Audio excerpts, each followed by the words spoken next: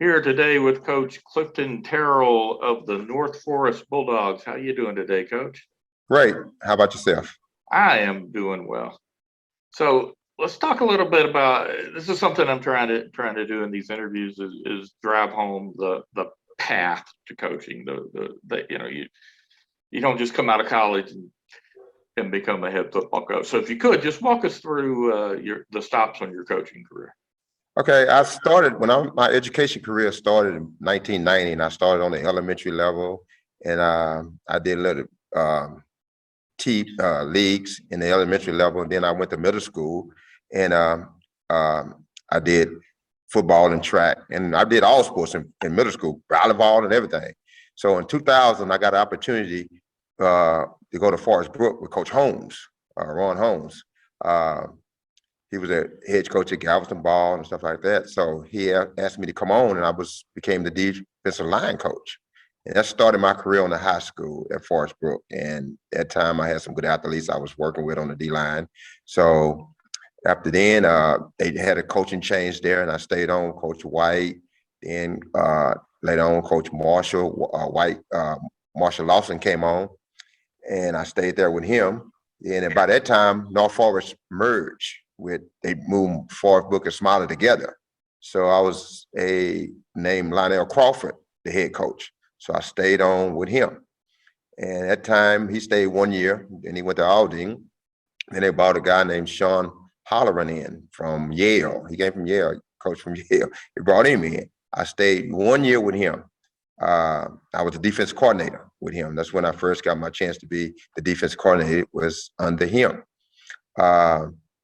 Then I moved. Then I took off a year. I just decided I didn't want to do football anymore. I took off a year, and that's time they merged North Forest with HISD. All right, and when they merged North Forest with HISD, Coach, I'm looking at his face right now, but Coach came on from Westfield.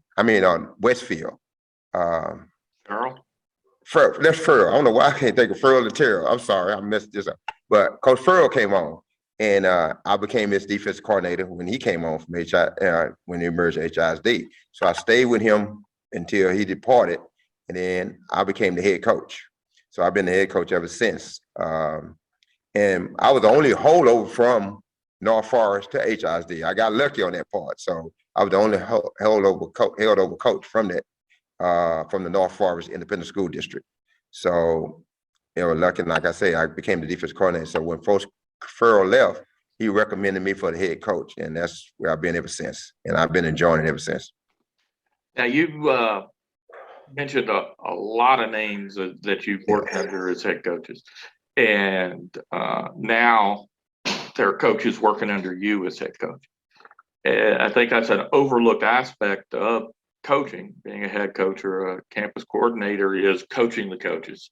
Right. As much coaching the coaches as you are coaching the kids. So talk a little bit about what you've taken from the people that have mentored you and what you try and do as a mentor for those coaches.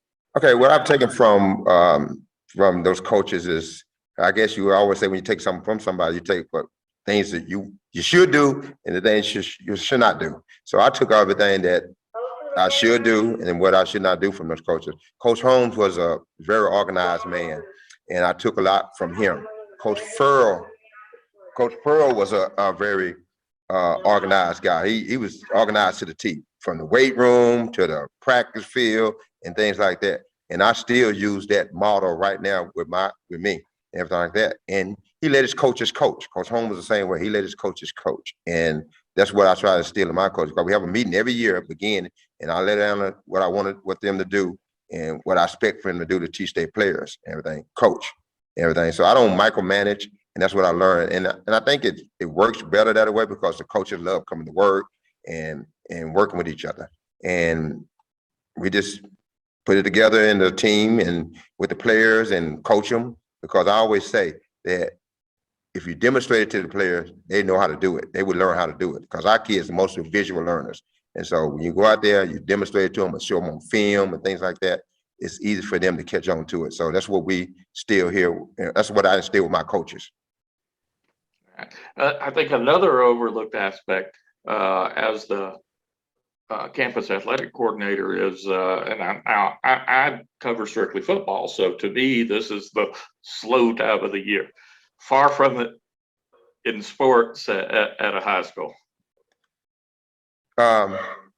So being a campus coordinator, you got to oversee everything. So plus, I coach track, so I'm busy at the beginning of the season, school year, football. Then I move right into track. I don't waste no time in the sense. I start right after football with my track athletes, everything. So I try to get a jump on it. And then you got to, me here is that we have a lot of, like softball and volleyball, a lot of turnover. So you got to, inaugurate those teachers or those coaches into something, because some of them never been coaching before. They just say, I love to do it, I want to try it. So when you come with the eligibility, the paperwork and all that stuff there, so it's very busy, put it that way. And just long taking care of your own sport. Because this year I had to have a new volleyball coach, new softball coach. So it was kind of rough. Okay, now let's talk a little football. So last year you ran the table in District 7-0. You're going to be in I think it's the exact same teams in the Correct. district again this year. So what do the Bulldogs look like for the 2022 football season right now? Well, we had a lot of seniors. So on defense, our weakness would be our secondary. We lost 3 guys in the secondary. So our front 7 is going to be about the same.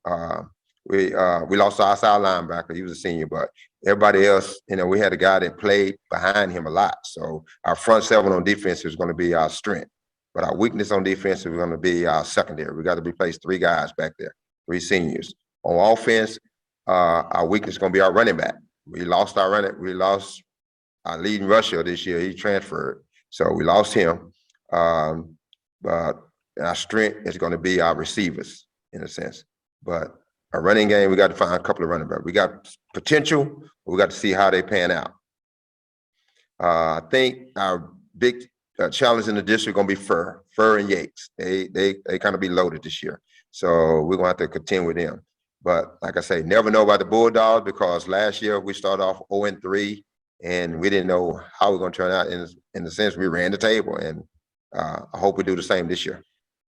So I come out to a Bulldog game this year. What are the names I'm going to be hearing over the intercom throughout the game? Okay, Kobe on defense. I'm gonna say on defense, you're gonna hear Kobe Wright, outside linebacker, tall, 6'3" kid, lanky. He's gonna be rushing the quarterback. He's gonna be dominant. He was dominant this year. He was young, new position for him, but he's learning the position now in the off season. Plus, you run track, and he's gonna be hard to deal with off that edge of the outside linebacker. You got a nose tackle named Taylor Housley. He's the strongest on the team. All right, so he's a 10th. He's going to be 11th grade next year. So he didn't play last year because he was hurt most of the year. He came in, I think the first game we came is Fur game. That's the first game he played this year because he broke his ankle during the offseason. So he's back, and he's going to have a full year on this belt now. On defense, our receiver, Marsh Price, he came on at the end of the year. He's going to be a senior next year, but he came on at the end of the year because he wasn't even starting. In the last 4 games of the season, he started starting, catching on route, running his routes and everything like that.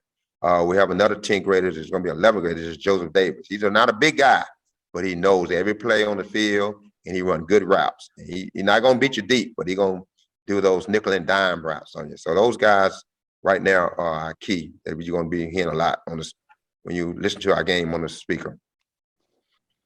All right. Well, thanks for your time today, Coach, and definitely hope I can make it out to catch a game this year. All right. Thank you, Tony, and have a good day. All right.